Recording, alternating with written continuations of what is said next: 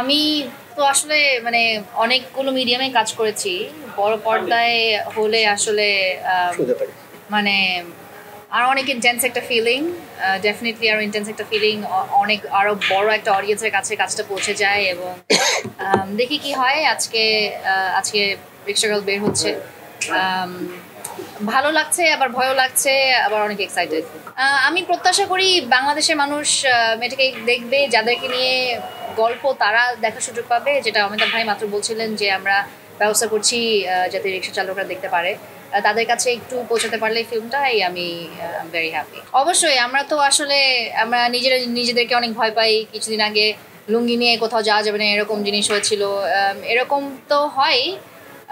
এটা একেবারে মানে বাংলাদেশের পরিস্থিতি, এটা আস্তে আস্তে ইনশাল্লাহ develop. Sure, Neymar life is pretty কুল।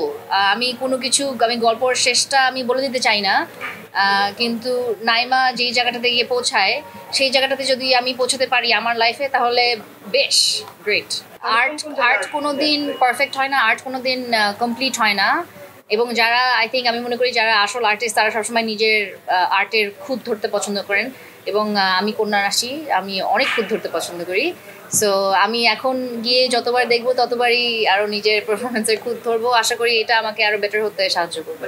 প্রথমে তো একটু ভয় পেতাম, অমিতাভ রেজা চৌধুরীর সাথে কাজ করছি, কিন্তু তার সাথে যখন এর আগেও ছোট একটা টিভিসি করেছিলাম টেস্ট হিসেবে, যে আমি আসলে ডিরেকশন নিয়ে কিনা, আমি টিমের সাথে কাজ করতে পারি কিনা সেটা বোঝার জন্য। এবং ঠিক তখন থেকেই অমিতাভ ভাই এবং অমিতাভ ভাইয়ের পুরো টিম, আমাদের এখানে আমাদের প্রযোজক আছে মেজাবিন রেজামু, আসাদুজ্জামান সকাল, সবার সাথেই আমার মানে খুবই ভালো একটা ফ্রেন্ডশিপ আছে এবং আমরা ফ্যামিলির মতো হয়ে গেছি। 5টা বছর একটা কাজ নিয়ে আছি। তো এখন তো অমিতাভ ভাই মানে খুব কাছের একজন মানুষ, এবং তিনি আমাকে এত বড় একটা কাজের রেসপন্সিবিলিটি সে দিয়েছেন আমার উপরে, সে ভরসাটা রাখতে পেরেছেন, এটার জন্য আমি অনেক কৃতজ্ঞ তার কাছে।